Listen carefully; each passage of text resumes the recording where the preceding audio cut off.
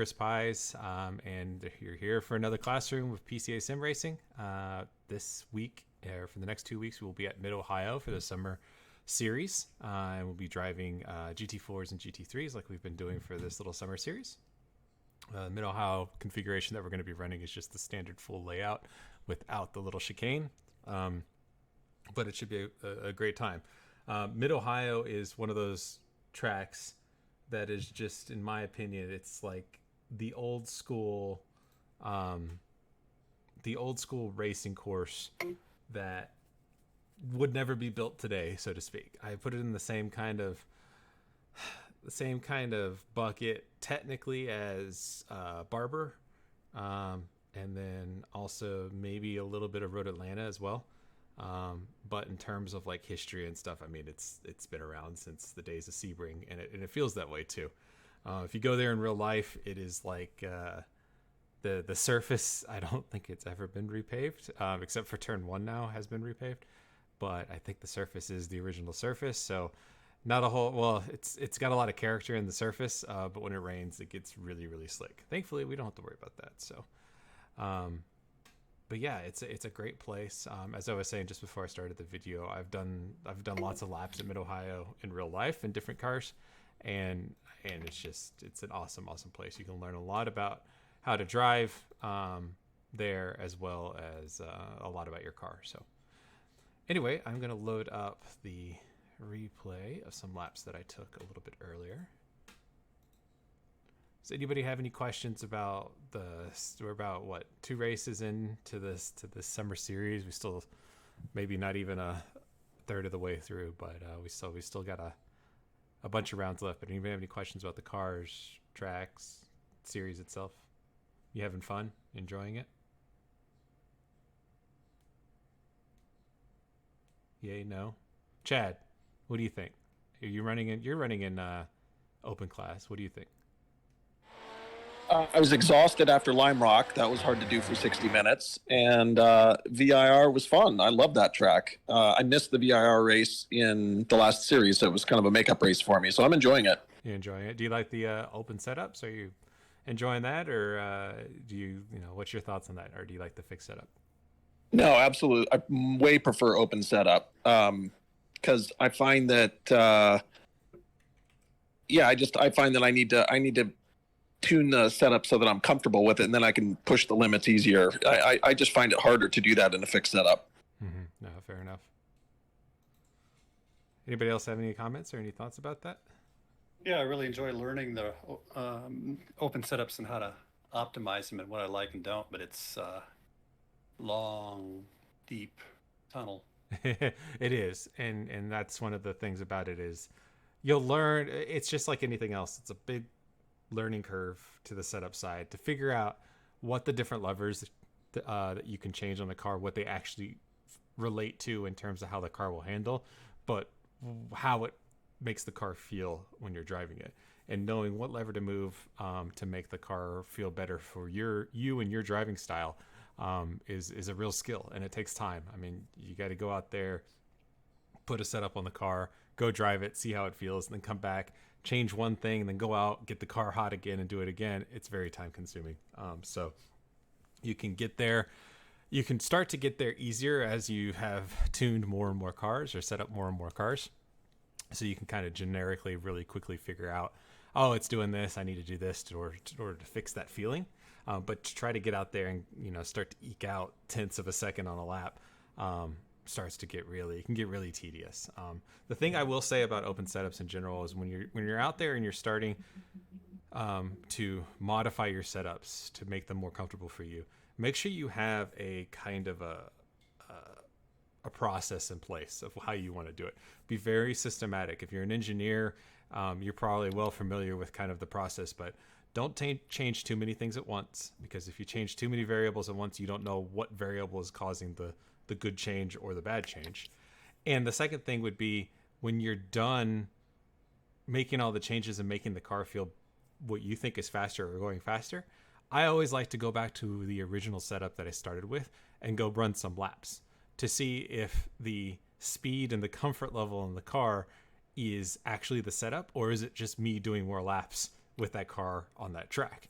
And there's been plenty of times where I've spent an hour trying to make a setup for a car, tune little things here, there, and here and there, and then at the very end, gotten into the original setup and gone faster than the rest of the laps that hour, and just reverted to the original setup to begin with. So, always have a process, always have something that you can do it that's repeatable, so you can figure out if the changes you're making are going to the direction you want to go or going further.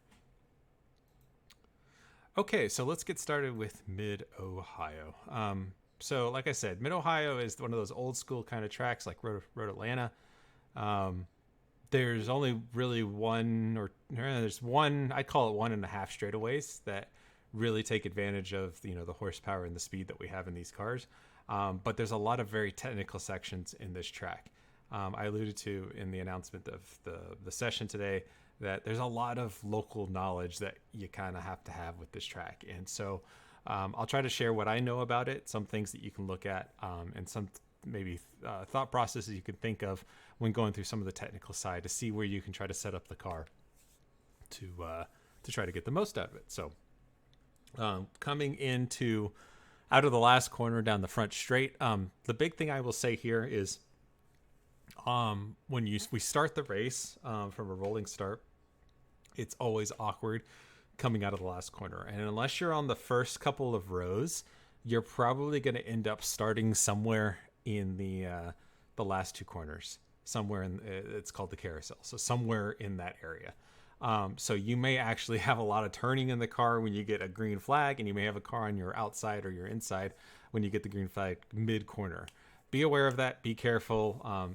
Drive with respect to your other driver, leave them room, but also understand that you've got a ton of steering angle in the car. If you just slam on the gas and your wheels like this, you're probably just going to enter traction control and not really go anywhere. So just be careful with that.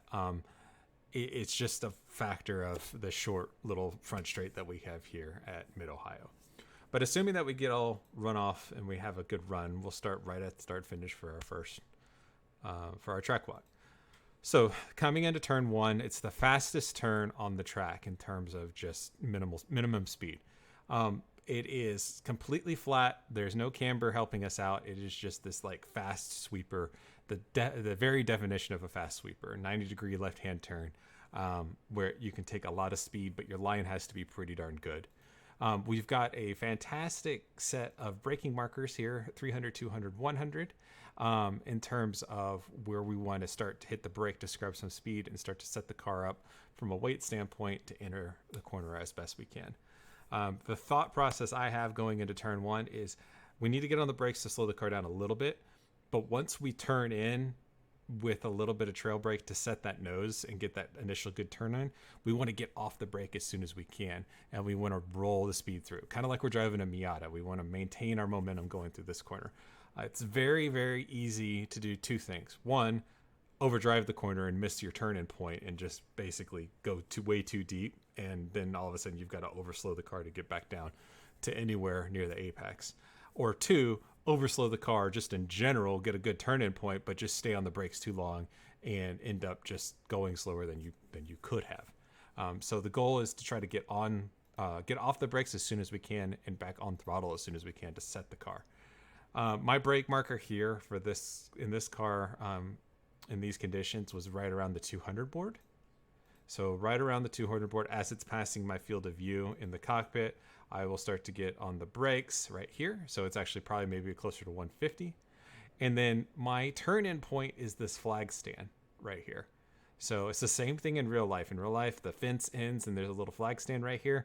It's the same turn-in point that the school was teaching us to take on the way in. So as soon as that flag stand kind of goes past our peripheral vision, because we should be looking somewhere out here at the apex point, not at the flag stand. But once it passes our peripheral, then we're starting to turn in. I like it better than the 100 board because at this point, the 100 board's way past our vision.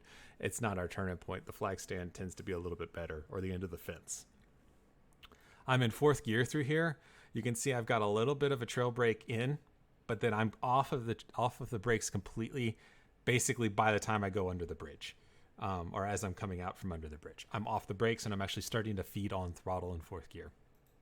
We've got a helpful seam in the road that helps us kind of our vision guide us through this corner to basically say, hey, don't We don't want to be any wider than the start seam. We want our right side tires to be on the seam, and our left side tires probably to be just inside of it.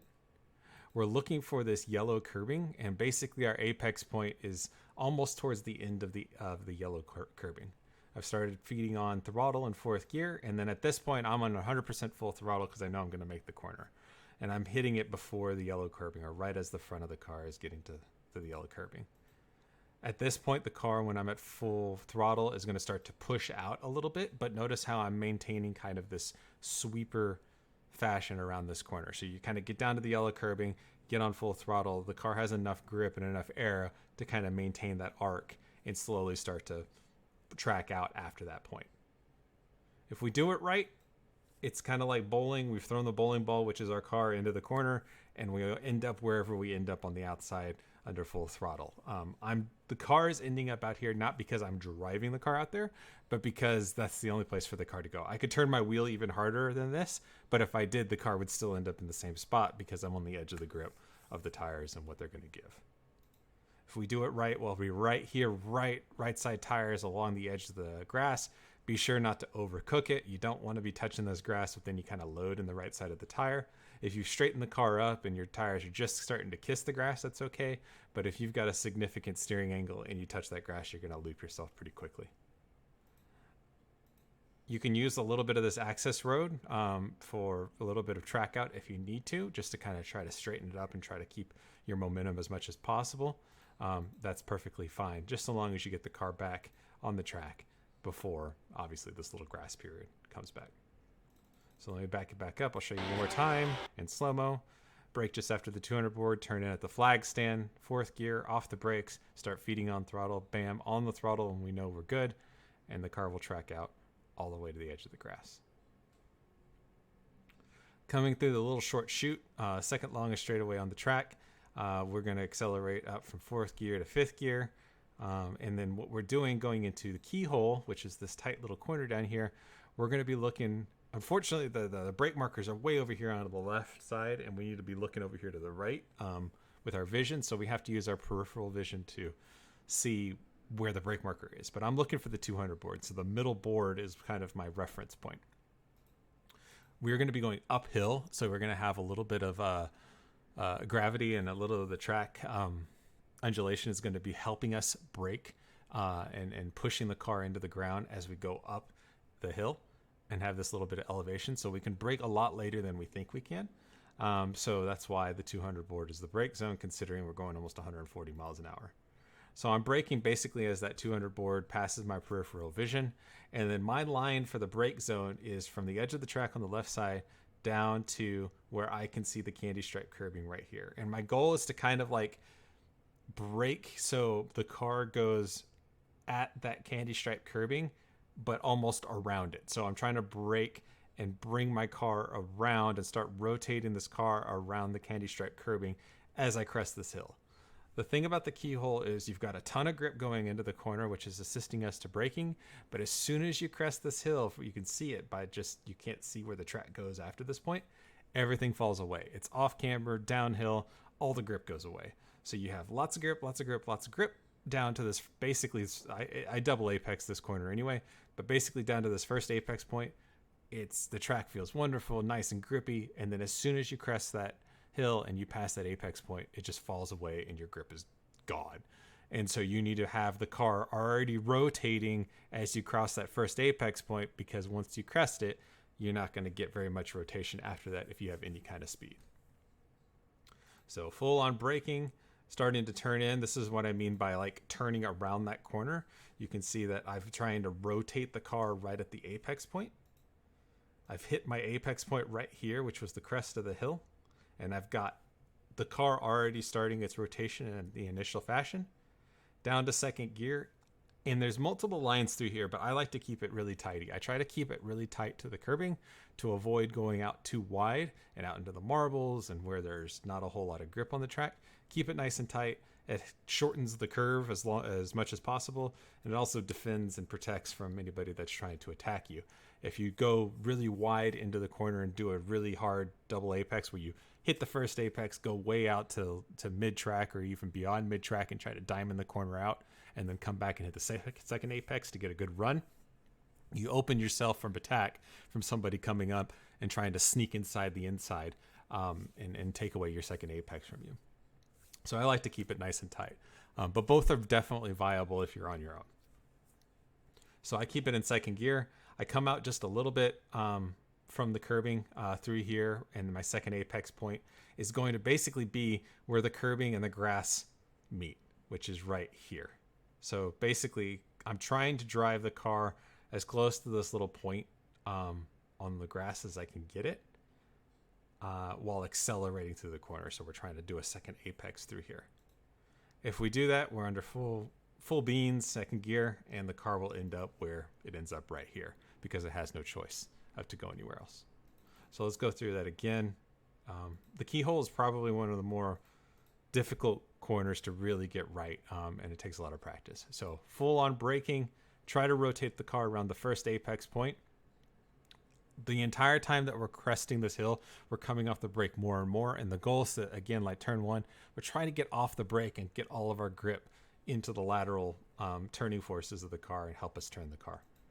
So a little bit of brake, but at this point, once I've crested the hill and I'm coming down the hill, I'm completely out of the brake. And I'm actually, as the car starts to tuck in for the second apex, I'm starting to pick up the throttle, which will help the car rotate again, and then also start accelerating and plant the rear of that car. The other key takeaway with the keyhole is everything is smooth. You're not doing any abrupt movements with your pedals. Both the brake, when you're coming off the brake, it's a very long, slow off the brake. When you go to throttle, it's a very smooth acceleration of the throttle and starting to accelerate. There's nothing is like an on-off switch through here. So very, very smooth. All right, any questions through turn one and the keyhole? I call that like the first third of the track. No? Okay, we'll continue on. All right, so we've got the nice big long straightaway, the longest straightaway on the track. There is a turn in it right here, and we got to remember that. Obviously, if you're on your own, you've got a big wide track. It's flat out, no thought process needed. But if you're too wide coming through the keyhole and you're coming down the straightaway and you're too wide, it's very easy to forget that there actually is a little bit of a turn, a la turn 9 at Road Atlanta. And so if you're the outside car and there's a car on the inside, it's very easy to kind of just turn your brain off through there and just forget that you're going to eventually run out of track on the left side. And I've seen people both in real life and in sim just run wide and put two in the grass on the exit because they forgot that there actually is a little bit of a kink through here. So just keep that in mind. We want to treat it like a corner because it technically is. So we'll want to apex at the cones. Coming down, we have a really good sight picture in terms of braking zones with really good number boards. I was finding under these conditions in this car to be braking probably the 300 board is about as late as I would want to go, but I ended up braking somewhere probably between the 400 and 300 board. The earlier you brake, you can brake softer and keep the balance of the platform a little better.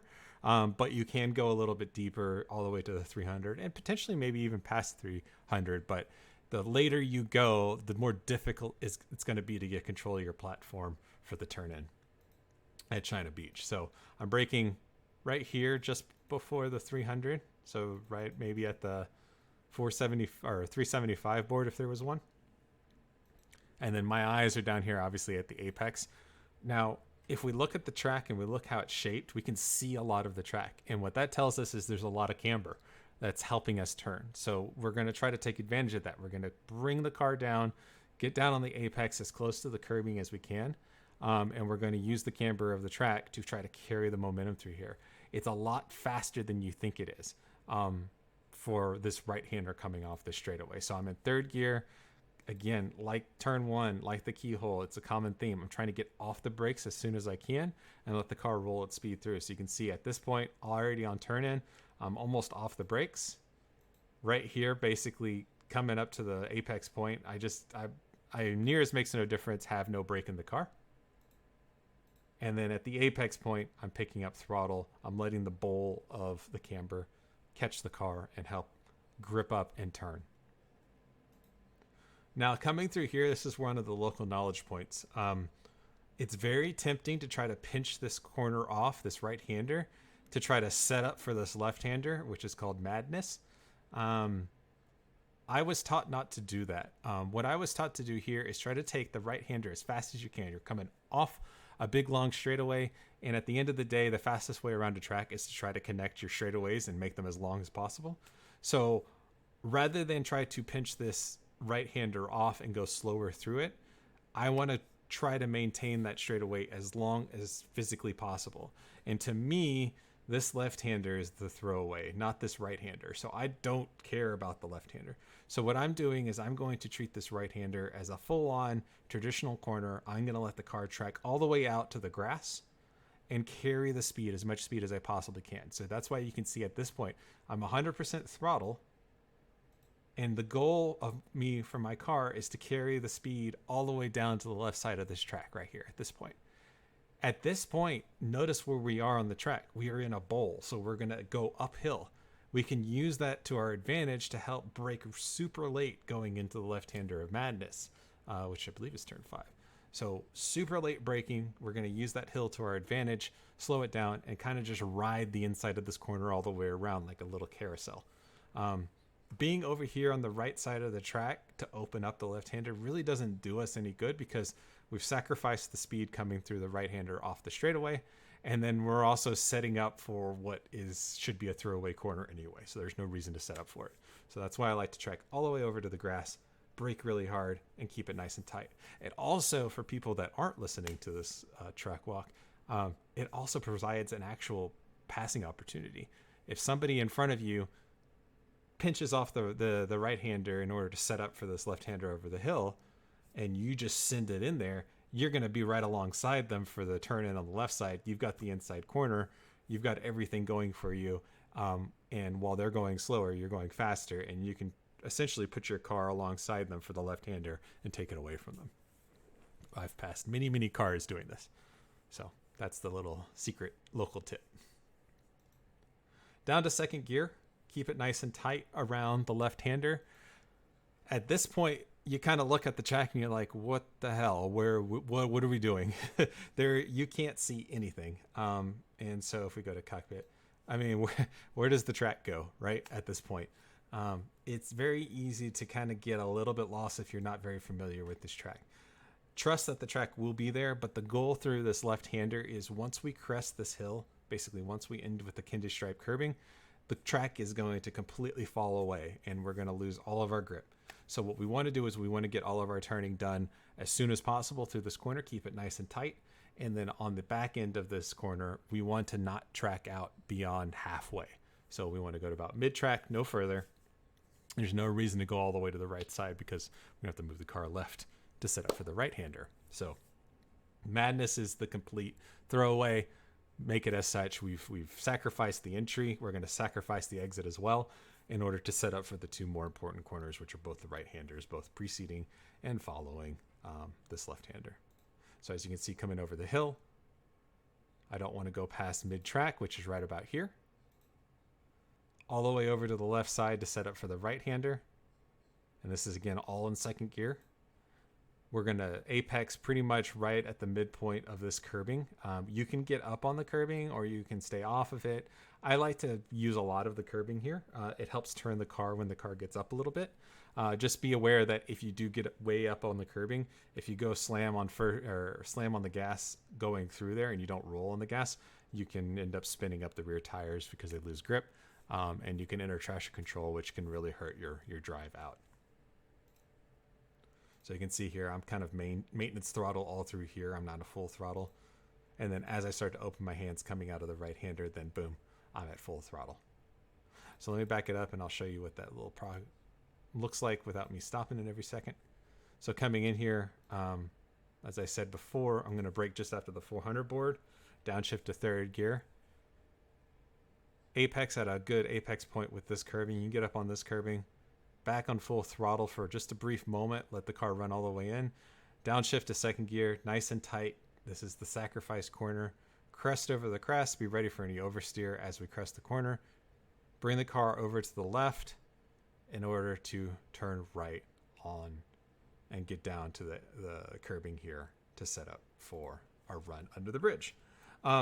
The other thing that I was taught when I did the school here was this portion of the track is exactly like downhill skiing. I've never skied, but I understand what that means. You've got to take these wide, slalom like ski movements through here. It's the exact same thing. We're just doing a downhill slalom in a ski course. So we are just loading up our skis as we come through the left-hander on the right side, moving it over to the left side, loading them up on the left side to take the right side. So that's exactly what this is. It's just a little bit of a downhill slalom ski right here. Boom, there's one, moving it over left to catch it, to go around the gate on the right side. All right, any questions through Madness, that little technical section? Once you do it right, you'll wonder how you ever did it any other way. It's a lot of fun. So let me just make sure there's nobody asking on Twitch. Okay, good. All right, no questions, so we'll keep going. So if we got a good run coming through the right-hander at the bottom of the hill and heading up under the bridge, we should be able to be fully flat from here all the way to turn in to turn 7, which is the one that's going up over the hill. So I don't remember if I did it properly on this lap, but we'll see. So 100% full throttle. I'm in second gear. Notice this corner is off camber, so everything's fallen off to the right. So we have to get our car in a really good position, take this yellow curbing, which is very flat, as best we can, and we're going to apex basically where the yellow curbing, the grass, and the tarmac meet. That point is kind of my visual cue of where I'm trying to drive the left side tires over. So we'll turn in, use all the curbing, and boom, right there, right over that point, to try to open up this left-hander as best as possible. But understanding that when you turn in for that corner, a couple of things can happen. As you kind of turn in, the car's not going to really want to turn in as well as it has been the entire rest of the track because everything's falling away. And then as we go through that left-hander, you're now going uphill. So we need to get this car relatively straight. We want to not go any further than mid-track because we're going to have to turn right at some point. And it's completely blind. So as we crest over this hill, we're going to be making a transition with our car. So not only is the car going to become unstable because we're transitioning the weight from loaded right side tires to loaded left side tires, that transition is occurring as the car overall is getting light over the crest. So we're transitioning from right side to left side, and the car is getting light. It's just a really ripe area for the car to just completely get out of sorts if you're not really disciplined and really, really smooth with your inputs in the steering wheel. I like to try to keep as the throttle as planted as possible because at the very least that's planting the rear of the car into the ground, so we're getting stability in the rear. If we crest over this crest while doing the transition from left to right, and we lift off the throttle at the same time, we're just unloading everything on the car, and it's going to be very, very uncomfortable, and traction control hopefully will save us. So we want to try to keep throttle in the car, keep it engaged, keep the diff engaged as we crest this little hill here to set up for the run down into the final turn in for turn 7. So if I back it up and show it again, as we come through, we don't want to go too much past mid-track, apex at the grass point right there, and then straight right here. Right when we crest over the hill, we want to kind of have everything straight, nice and easy. And then boom, apex the candy striping over here. Notice everything is falling off to the left side of the track.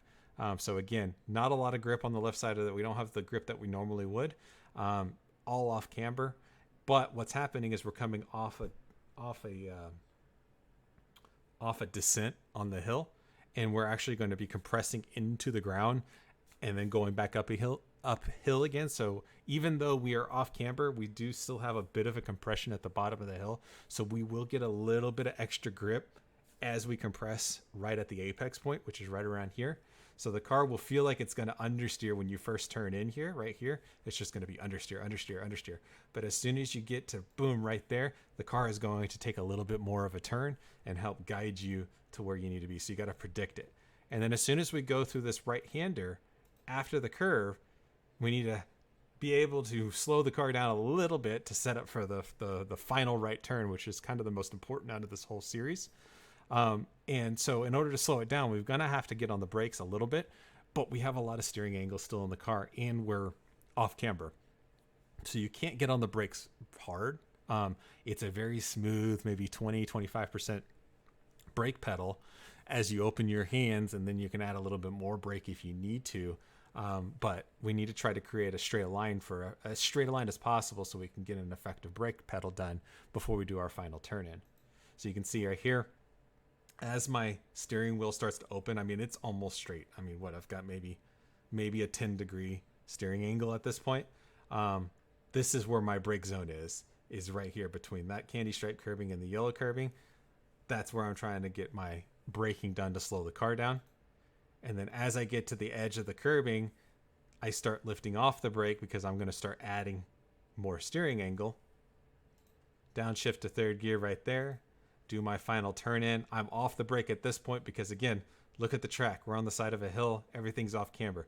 All the gravitational forces are really fighting against us here. So we have to really get this car turned in and get the nose pointed very early, because the car's just going to want to understeer through this entire section. And then what I'm doing here through this section is this final turn in, I'm trying to get my right side tires to apex on the grass. That's my target point. Right side tires as close to the grass as I possibly can. As you can see right there, I am as close as I can. In real life, this is actually all sand because people just drive over the grass. There's no grass can grow because that's the fast line through here. And then our eyes need to be up through the corner. And what I'm looking for to make sure that I'm going to make it on the backside because it's completely blind is this gap in the trees. So here's your second bit of local knowledge.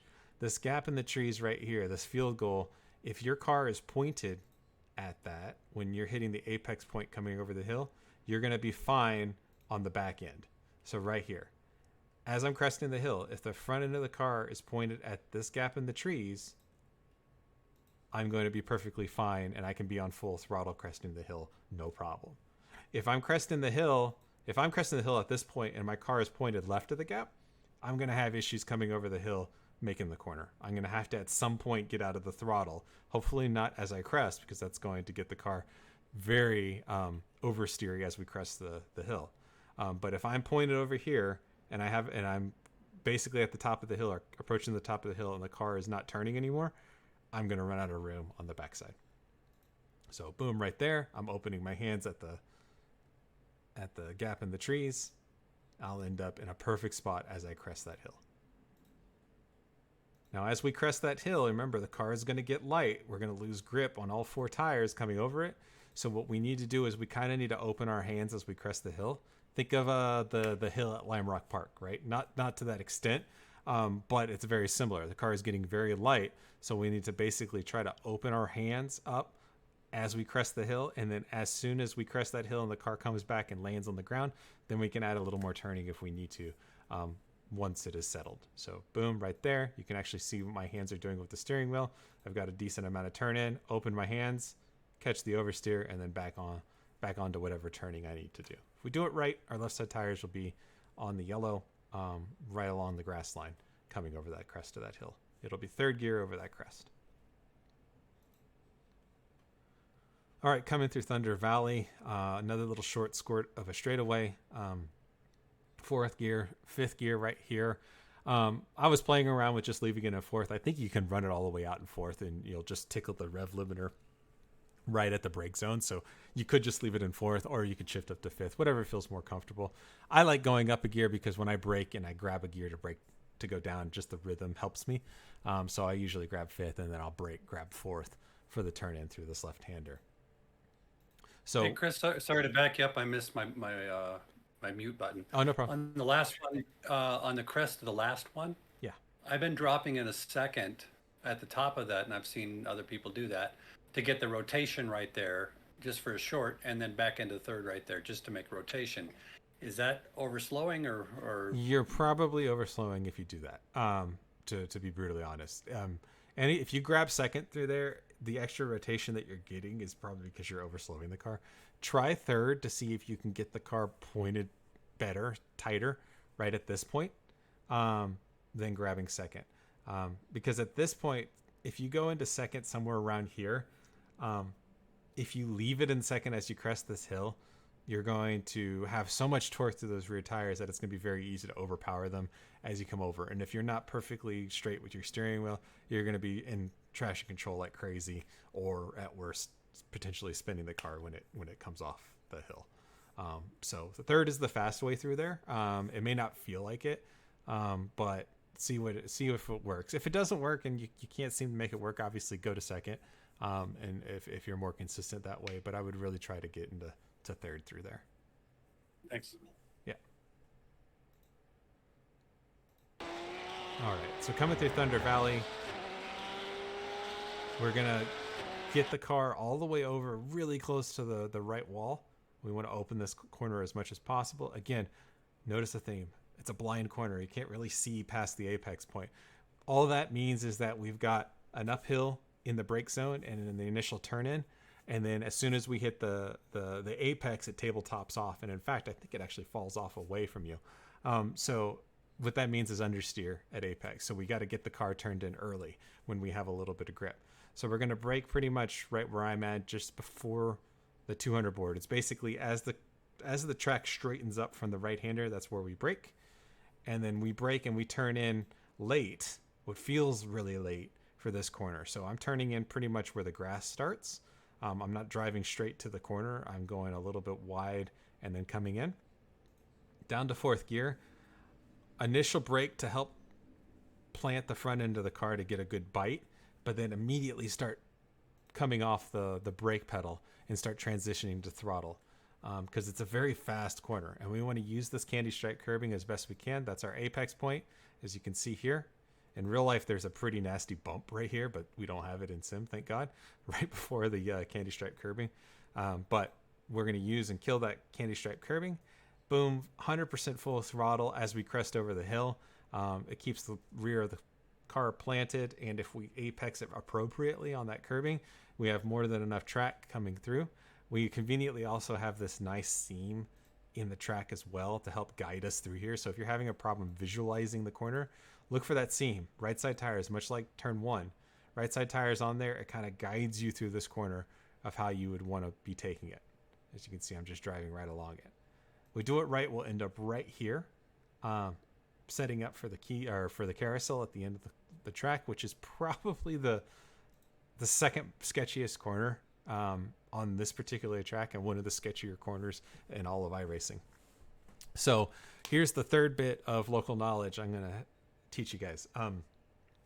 The goal through here is to get the turning done for the tight part of the section. We want to get some of the turning done before we start braking. It's very tempting with this visual to start braking with the car pointed out here to the left, because that's the way that's the way we're aimed.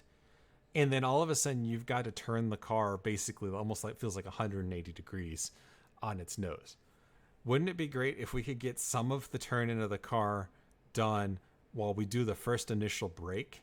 So when we finally do our final turn in the really tight part, we're only turning, let's say, 90 degrees instead of 170 degrees. That's the goal here. So as we come through this right-hander, when we start to brake, and we're going to brake before the crest of the hill here, because if we try to brake at the top of the crest, we're going to run out of track. Everything falls away. The brake zone is just too long. So we're going to basically start braking as we end at the end of the yellow curbing. But more important than that is watch what I do with the front end of the car. I'm turning the car, and like the keyhole, which was turn 2 earlier in the track walk, I'm trying to throw the car around the corner as I crest the hill. So I'm almost, it's not exaggerated to the point where I'm like hooniganing it over and drifting over the top of the crest, but that's what it feels like what I'm trying to do in the car. So it feels like I'm trying to crest the car sideways coming over, and then when I land on the backside, the car is already mostly turned for the first part of the corner. And the way I do that from a visual standpoint is I am looking at these bleachers down here, and I am trying to get the nose of my car pointed at the gap between the two middle bleachers as I crest over the hill. So if I come back here, you can see my car is pointed way left of the bleachers. But as I come through here and as I'm cresting the hill, notice I'm pointed at the bleachers. And then again, I'm turning the car and it feels like I'm basically going over the hill sideways, but that's the goal, because when I land on the back end, I need to have the car already pointed in the majority of the way I want to go, so the last turn feels like a 90-degree turn as opposed to a 180. So let me back to the chase cam.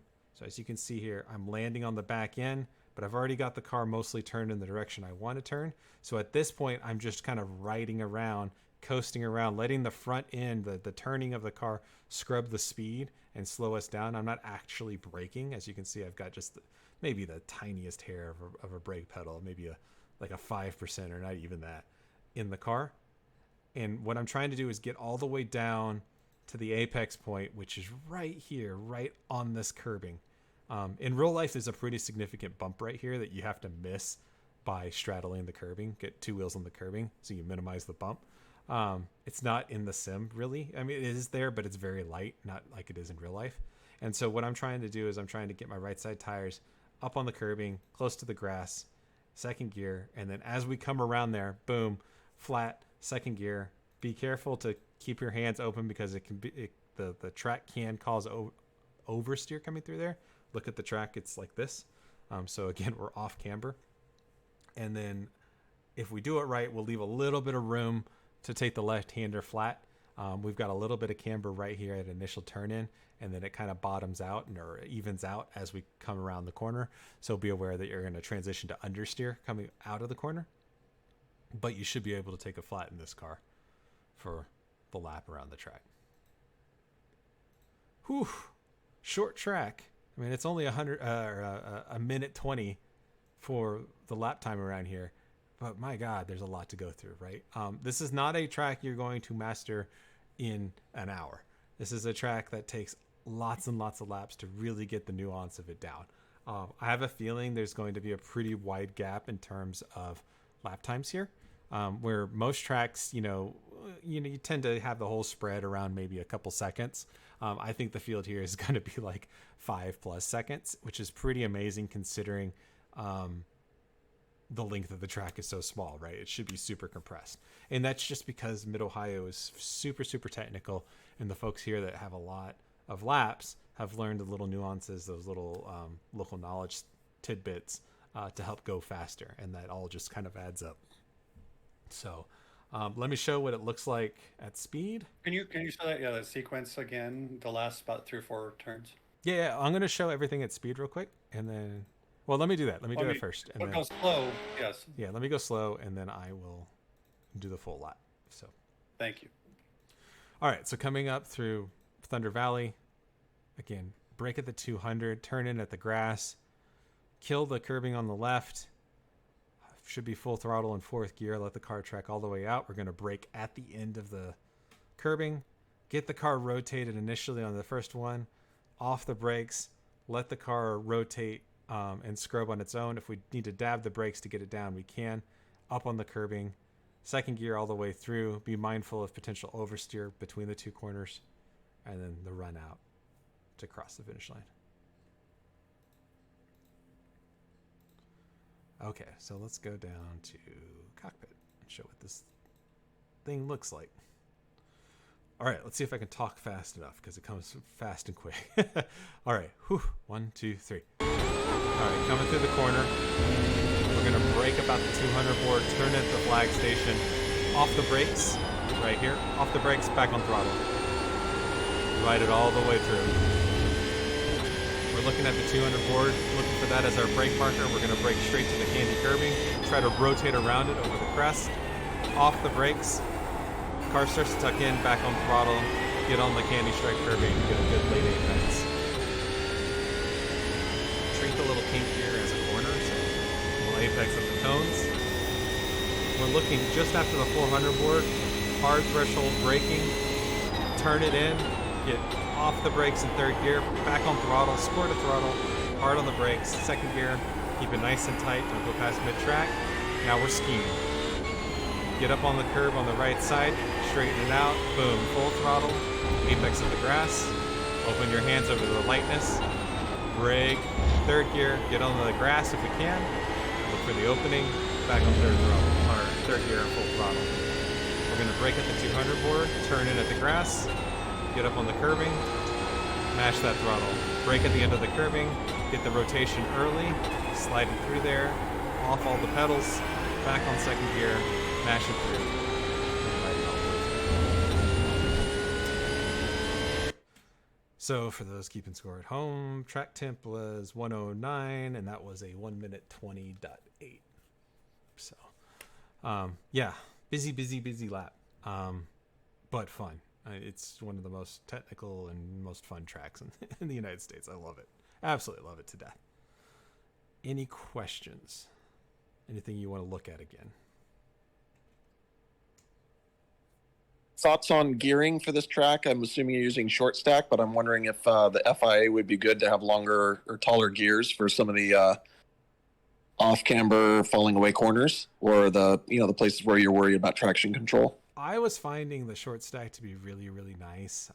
The only places I'm in second gear are the really slow stuff. So I'm in second gear over in the keyhole. I'm in second gear at the top of Madness, and then I'm in second gear in the carousel there at the end. Everywhere else, third gear seems to reign over everything else, and it's like perfectly geared for that short stack. Like coming through turn one, fourth gear is perfect. I just love it through there. I feel like if it was too high a gear, I'd have to be going down into third gear, and I'm going to be absolutely winding it out through there. And so I don't know. Try it, see what's more comfortable. If you like it better, then definitely give it a go. But I was really enjoying this particular gear stack from this car. And for those questions that, or for those of you that aren't familiar, what Chad's saying, if you're doing open setup and you're running in Group C, there's an option in this car where you can change the gear stacks, and the gear stack is how tight the gears are. So if you run the short gear stack, that means that each gear you're going to be shifting at a lower speed more often. It's just close ratio. If you go FIA, the gear ratios are going to be a little bit more spaced out. And then there's a long stack gear for Daytona, but you shouldn't even run that. Don't even think about that here. So your real options are short or FIA. But I would recommend starting with short, see what that feels like. And if you feel like you want to have, there's situations where like, man, I wish I could go to that lower gear just in a couple of corners. I wish I could have second gear last a little longer. I'm running to the end of it in certain spots, or third gear. Then go to that higher gear stack at FIA, and you'll give you a little bit more of that gearing through there. Great question, though. Any other questions?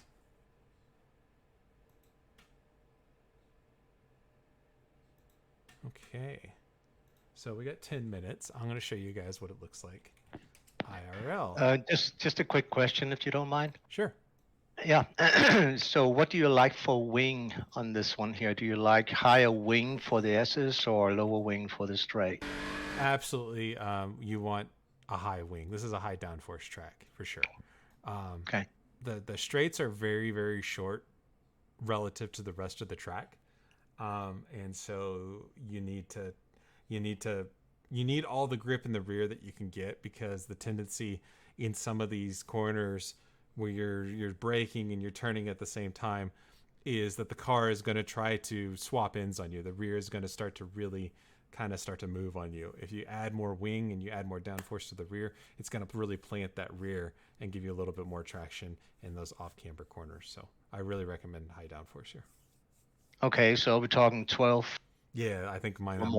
I think I'm running 12.7, which I think is max. So yeah, okay. Thanks. Be mindful though, if you don't have a setup already for like high downforce and you're trying to create one from scratch, go with start with the high downforce setup in iRacing as the baseline. So there should be one that's called high downforce. That should have max wing, and that should have a good rake in the car, the way that, or a good starting point, and then you can start to modify from there. If you're starting with like a setup you had for Spa and it was like a medium downforce, and you're trying to if you just add wing to that, what's going to end up happening is that the rear of your car is probably going to be set lower with that lower wing, and then as you go faster and more air goes over the rear of the car, it's going to push the rear of the car down, flattening the car.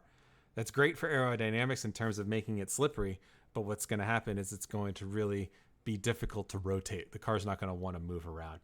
More wing in the rear of the car means you got to raise the rear of the car up to counteract that pushing and downforce that the aero is causing on that side of the car. So keep that in mind. Whenever you lower wing and you get it, you trim the car out, you lower the wing. That means you're going to have less of a compression effect on the rear of the car. So you're going to lower the rear in correspondence. If you raise the wing, add more downforce, you're going to have more compression as the speeds get higher, which means you need to raise the rear to compensate for it. So. Okay, good. Thanks. Yeah, great question. Great question.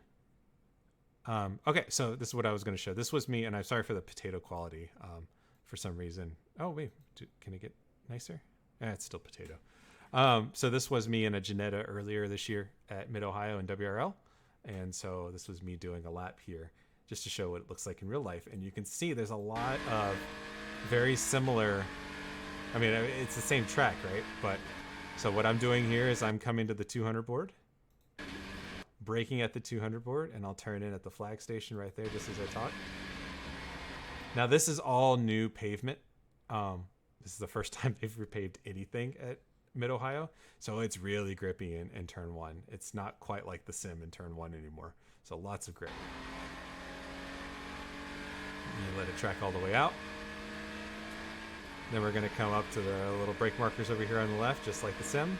Brake at the 200. Well, in this car, we're probably braking a little bit later because we're not going as fast, and there's a lot of downforce in it. So brake.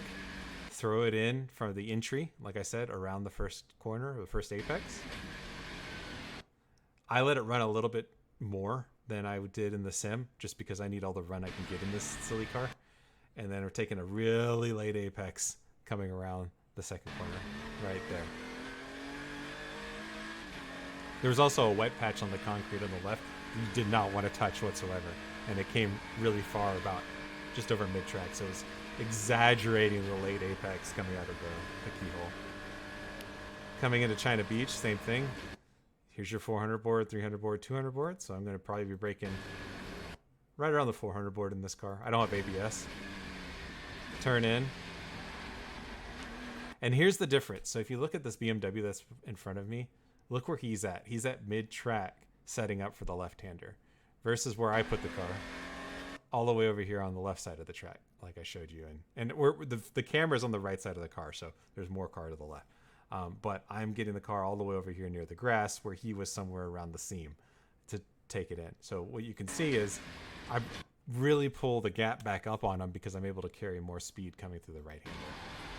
Madness is just kind of over. Don't go past the mid-track point, as I said.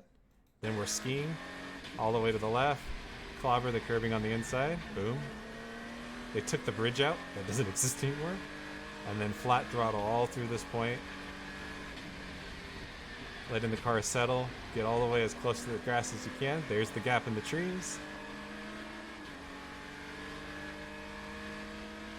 Brake at the 200 board. Turn in at the grass point.